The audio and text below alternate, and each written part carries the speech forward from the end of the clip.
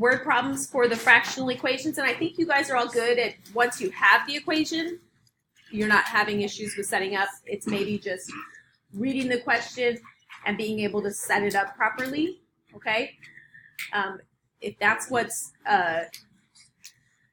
stalling you or giving you a hard time, then ask me, because I can just come around and help you get it set up pretty quick, and then the solving part you can get moving on, okay? So we're going to do 2 word problems today. I'm going to read them to you. I'm obviously not going to make you write them down. The first one says something like this: find 2 positive integers that differ by 4 and whose reciprocals differ by 1/3. Okay, so we need 2 positive integers. They need to differ by 4. And their reciprocals need to differ by 1/3. Okay, so we're not writing down the whole thing, but we are writing down kind of the key information. Okay, so first of all, we need to get the 2 numbers. Right? We don't know the numbers, so the first one we should call x, right? And there's a second number, because there's 2 positive numbers. There's a second number that is 4, has a difference of 4. So you could either technically say x plus 4 or x minus 4, because they would be 4 apart from each other. Okay, so here's our 2 numbers. All right, now we need their reciprocals. Reciprocals. What is the reciprocal of x? 1/x, right? So reciprocal is just when you take that fraction and you flip it, okay? So what would be the reciprocal of x plus 4? 1/x plus 4. So this problem says that the reciprocals differ by 1/3. So that means you should be able to subtract them. So 1/x minus 1/x plus 4. They should differ by 1/3. Okay. All right. So once you have your equation set up, you should always jump to, okay, the next step, look for the least common denominator. All the denominators are different, so they all have to actually be part of that least common denominator. So we've got that 3, we've got that x, and we've got the x plus 4. So all 3 of those denominators become part of the least common denominator. And then we have to get each of these to that least common denominator. We already have an x, so what do we need to multiply this one by? The 3 and the x plus 4. The 3 and the x plus 4. Okay? This second term has x plus 4 already, so what's left? The 3 and the x, so we have to multiply by 3 and the x, by 3 and the x. And the third term after the equal sign already has the 3, so we need the x and the x plus 4, the x and the x plus 4. Okay. Now that all of the denominators are the same, they will cancel, and we can simplify what we have left. Okay. Don't worry about multiplying by 1, because 1 times anything is just itself. So we're just going to distribute that 3 here and here. So 3 times x is 3x. 3 times 4 is 12.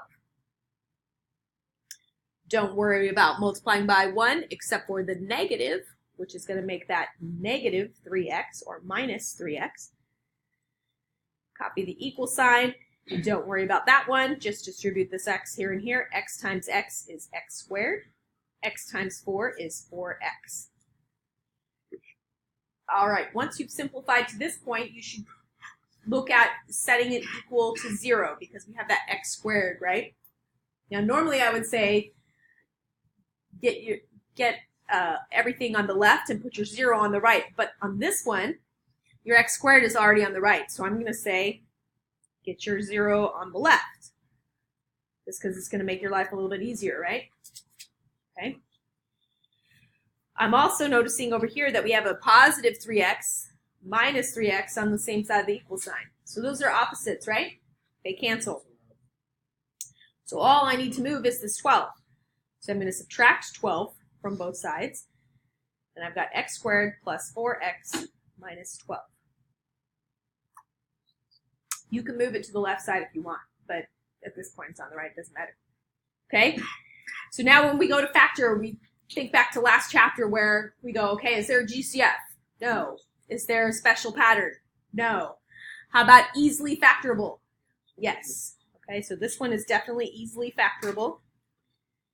Square root of x squared is x and x. What two numbers are going to multiply to get negative 12, but add or subtract to get positive 4? Okay. So those are our factors. What are our solutions? What numbers plug in there to get us 0? Negative 6 and positive 2. Okay? So remember yesterday when we got two answers, we had to check and see if these would fit in our denominators, because we can't have what in the denominator? 0. If you have 0 in the denominator, it's undefined, okay? But it turns out that these two numbers are fine in those denominators. But there was one thing that was in the original question that will eliminate one of them. That they need to be positive, okay? So negative 6 is not possible because it's not positive. Okay, that leaves 2. So our original numbers were x, which is 2, and then x plus 4 is going to be 6. Those are our two numbers. They differ by 4, and their reciprocals differ by 1/3.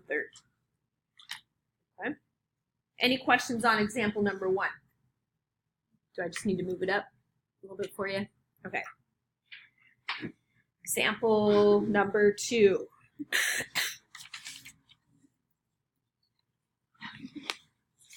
All right. Example number 2 is about a girl named Megan. Okay, Megan is going to travel to work on the streets, and she drives 40 miles to work, but her whole trip to work is on just regular streets, not on the freeway, right?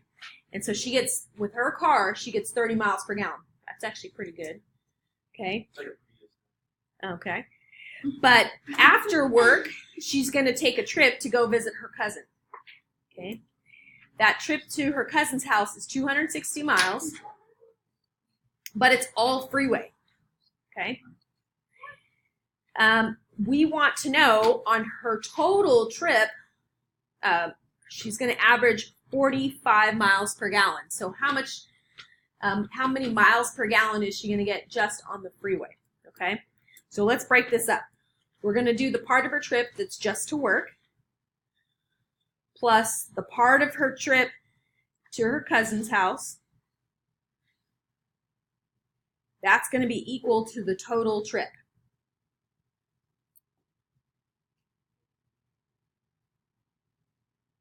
Okay, so think of it like this. If you're at your house and you drive to school, you probably drive all on the streets, right? And so your car, your parents' car probably gets decent amount of miles per gallon. But what about when your family goes to Disneyland? Do you drive on all the streets? No, that would take forever, right? So you hop on the freeway and you get actually really good, not really good, you get better gas mileage with your car than you do on just driving on the streets, okay? So on her trip to work, she travels 40 miles and she gets 30 miles per gallon. To her cousin's house, it's 260 miles, but we don't know what her miles per gallon is, so we'll call it X. That's what we want to solve for. Okay? We do know her total mileage, right? She did 40 to work and 260 to her cousin, so the total mileage was what? 300. And the total miles per gallon was 45. Okay, so there's our equation. Once you get your equation, you're going to look for the least common denominator. Anybody see it? 90 is part of it. What else is in that denominator? X. Okay, so 30 goes into 90x, x goes into 90x, and 45 goes into 90x. Everybody see that? Okay. So what do we need to multiply this first term by to get to 90x? 3x. 3x over 3x. And what do we need to multiply this second term by to get to 90x? 90 over 90. And what do we need to multiply this third term over here on the other side of the equal sign by to get to 90x? 2x. Okay? So now all of our denominators are 90x, right? So we're going to eliminate them. And we're going to simplify what's left in that numerator. So 40 times 3x is 120x. 260 times 90 is 23,400.